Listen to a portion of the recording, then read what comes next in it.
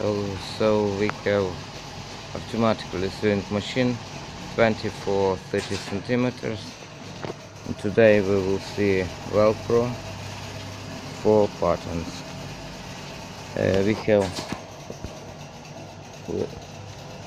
template, something like this. Put our velcro in this layer of template.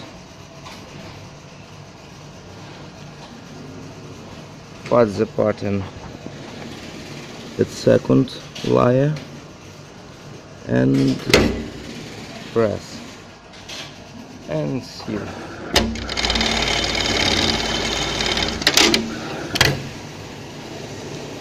Okay.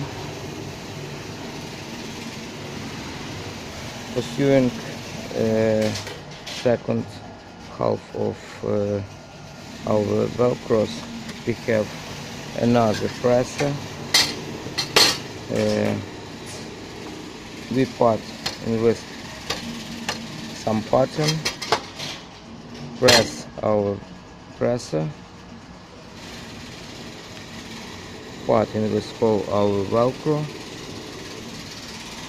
hold with velcro, start the sewing, and nearby 1/2 of our program we take off the tool, and our machine sewing, continue sewing from this.